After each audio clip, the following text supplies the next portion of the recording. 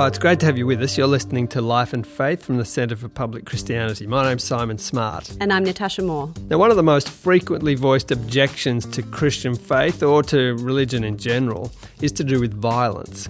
We hear people say that the Bible is full of violence, that Christian history is also packed with violence, and that religion causes violence or is too often used to justify it. This is an objection that we at CPX hear on a regular basis, pretty much every time we write an article related in any way to religion, actually.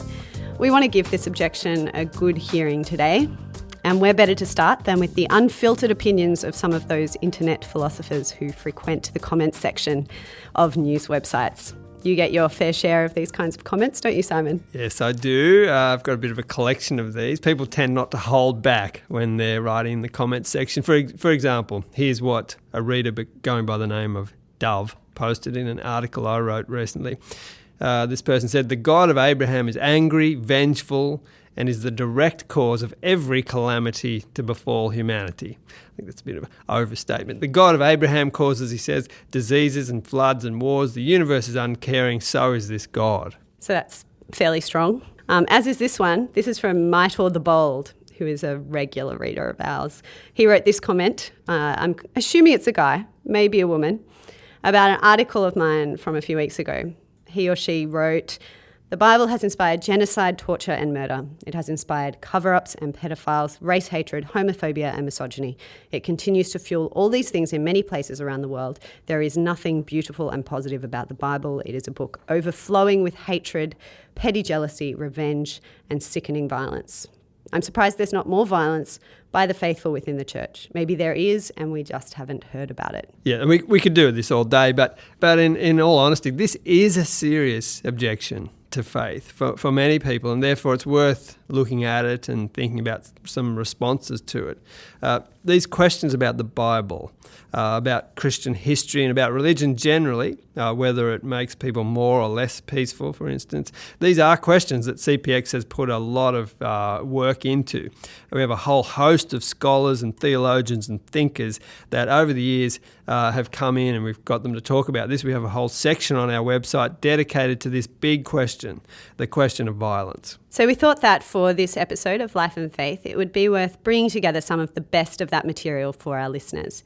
So starting with Ian Provan, who's a professor of Old Testament studies at Regent College in Vancouver. Simon interviewed him in 2011 and started out by asking, haven't we moved past all the really violent practices that we see in the ancient world of the Old Testament?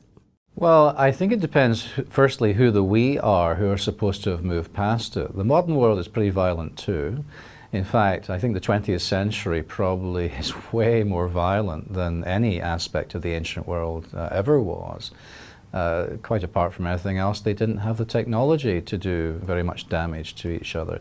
If people mean we've moved past it in the sense that we now think that violence is more wrong than they did, I would also dispute that. There's a huge difference between describing violence and approving of or advocating violence. And I actually think in a lot of this subject area, there's a huge amount of selectivity and overstatement going on.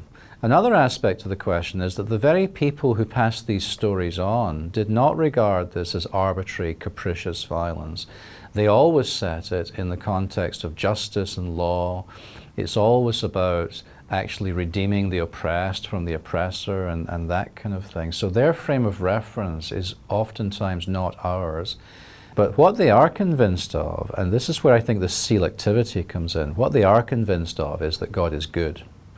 And justice is part of God's goodness. So the very people who are telling us these puzzling and sometimes disturbing stories are people who are fundamentally convinced that God is both personal and indeed a good person. Well, that was Professor Ian Provan from Regent College talking about the violence of the Old Testament. But many people are concerned or repelled not only by the stories of violence in the Bible, but by the atrocities of Western history over the last 2,000 years and the role that religion has had to play in that. Now, however, for those who want to say it's because of religion that our history has been so violent, there are some complicating factors to that picture. In a few moments, we're going to ask John Dickson about the historical accuracy of these kinds of claims. But first, here's a few snippets from other scholars who've thought and written extensively about this subject. William Kavanagh is a professor of theology at DePaul University in Chicago. He spoke to CPX back in 2011 about what he calls the myth of religious violence. Here's what he had to say about how murky this debate can be, using the atheist Christopher Hitchens' book as an example. Part of the issue, of course, is what do you mean by religion? Christopher Hitchens' book, for example, bestseller, God is Not Great, and it's subtitled with a typical British understatement, How Religion Poisons Everything. But what actually counts for religion in the book is very fluid. For Hitchens, Stalin and Kim Jong-il, they count as religion because they are, even though they're atheists, militantly atheist regimes, they are totalitarian, and he says totalitarianism is an essentially religious impulse. At the same time, he says that Martin Luther King was not really a Christian. He was a Christian, a nominal Christian only, because he wasn't violent, and the Bible was clearly violent. The difference between what's religion and what's not religion is basically the difference between things that Hitchens likes and things that he doesn't like. Well, that was William Kavanagh. Certainly this is a debate where it's difficult for either side to be completely fair and impartial. It's important for Christians and people of other faiths to acknowledge that religion has, at least at times, been a big part of the problem. This is Professor Miroslav Volf, a philosopher and theologian from Yale who grew up in the former Yugoslavia and was himself persecuted and tortured there as a Christian. We interviewed him last year when he was in Sydney on this question of whether and under what conditions religion can be the cause of violence. Yeah, I think religion is implicated in violence, but if you observe the world, it seems to me that the causes of violence are fairly simple, and religion figures in a minor way. We do violence for gain, right? We do violence because we feel threatened for our safety. We do violence because our reputation is somehow, and honor is somehow at stake. Other causes of violence are there, and religion sometimes participates, and sometimes you have, almost strictly speaking, religious wars.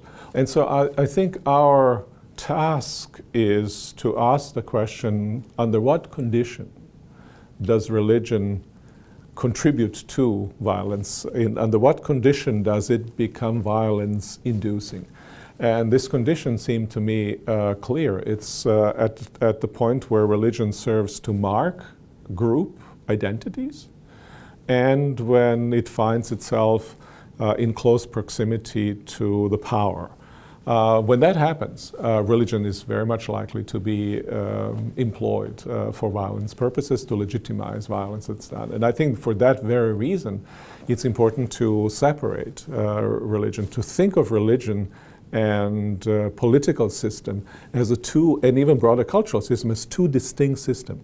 And once that happens, I think religion has a potential, certainly Christian faith, let me put it in more about the faith that I know the best and which I embrace, will function more as a catalyst for reconciliation than it will generate violence. If you've just joined us, you're listening to Life and Faith from the Centre for Public Christianity. Today we're talking about religion and violence. We've been showcasing a number of CPX interviews with scholars and theologians from around the world, but we thought we'd get a live one into the studio for you. John Dixon joins us here. Welcome, John. Yay, thanks for having me. John, people often make this objection. They say that religion is responsible for most, if not all, of the wars throughout history. Do you hear this much? Do people say this to you? Sure. I was at a friend's house for lunch. It was a big rollicking lunch. And this guy learnt what I did for a living, which is always interesting because it either kills the conversation or sets it off. And as soon as he heard that I was a minister and I promote Christianity and so on, he said, religion started all the wars of history. And I said, which ones?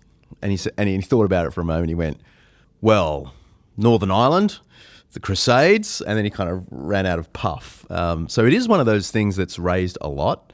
And interestingly, maybe 10 years ago, it was more common to hear people say Christians and the church were sort of holier than thou, too righteous, as it were. But now it's far more common to hear people say, actually, it's evil and pernicious and violent. Yeah, but John, there's some truth to this criticism, isn't there? The Christian history, if you read it, is littered with some awful episodes and some pretty horrible violence. You can't get away from this. No, and I wouldn't want to. And being a student of history means that, you know, I know quite a lot of these stories. I know where the bodies are buried. And it isn't just a Roman Catholic problem with crusades and inquisitions. Protestants have their own dark past. Some of my theological heroes from the Reformation, like Martin Luther, John Calvin, said and did things that I find hard to comprehend. Martin Luther's 1543 tract called The Jews and Their Lies is a despicable piece of anti-Semitic writing that calls for real ostracization of European Jews. And it's disgusting to read. I don't get it, because he's my hero. How could he have done that? But the reality is, yeah, the fallenness of the human heart runs through the pious heart just as much as anyone else. So then the accusations are kind of true, that religion and specifically Christianity maybe does cause violence? Well, I mean, it can. The curious thing is that you've got to admit that violence and bigotry and imperialism are human universals. They were there before Christianity came along. They were there in Greece and Rome and Babylon and Egypt, way back into Canaan. So you don't need Christianity to pull these off. They're common to every culture. And so it's not surprising that there would be examples where Christianity is employed for these human universals of violence. The real question is it a particular contributor? And I think the fair answer to that is definitely not. And it seems to me historically naive to say otherwise. Some of the great exaggerations you hear are things like the Spanish Inquisition. I mean, a famous journalist in Australia once described the millions of martyrs to secularism that were killed in the Spanish Inquisition. But we know that over 350 years Spanish Inquisition, about 6,000 people were killed, which is 6,000 too many, of course. I mean, one death in the name of Christ is a blasphemy. But 6,000 over 350 years, that's the amount Joseph Stalin's atheistic program killed every week. But no one really goes around blaming Joseph Stalin for these things. Or you think of the Northern Ireland conflict, which is often seen as like the parable of religious violence. And it's 3,500 people killed in the 30 years Northern Ireland conflict, which is the same number killed in just 9 months of the French Revolution, the so-called Terror of 1793-94. This is a secular revolution in the name of secular liberty, killed 3,500 people. Which is not to say irreligion's worse than religion. It does demonstrate that the problem is neither. The problem is the human heart in possession of a passion, unrestrained. So, John, why then should people take Jesus seriously if they look at this history? Why wouldn't you make the link between some pretty dreadful things and the Jesus story and then therefore write the whole thing off? Look, it's hard not to. And if people have experienced direct pain from a Christian, it's really hard to get around that. But anyone can tell at 100 paces that the Jesus of the Gospels taught to love enemies, to pursue humility, to serve others. And the problem with a violent Christian is not their Christianity, it's their departure from Christianity. And sometimes I talk about, think of a beautiful piece of music, Johann Sebastian Bach's cello suites, for example, or Coldplay's Yellow. You listen to that and it's beautiful, but if you hear someone just starting out on the guitar try that Coldplay piece, or someone just starting out on the cello play the Bach piece, it's going to sound awful, but you can't blame the composition for that. You've got to distinguish between the composition and the performance, and I would just beg people to have a look at the composition. Jesus wrote a beautiful tune, and Christians haven't always sung in tune with it. That's true. But the other side of the story, very rarely told, is that Christians have very often sung the tune as they pursued peace, turned the other cheek, went to their deaths on behalf of others, started the poverty programs we now take for granted, began the conversations about human rights. They have participated in the tune of Jesus, but not always. And we have to try and distinguish the beautiful tune from the ordinary performance. Well, there's a lot to consider in this question of religion and violence. Good to get your views on that, John. Thanks for coming in. Thank you. We'll look forward to seeing you next time on Life and Faith.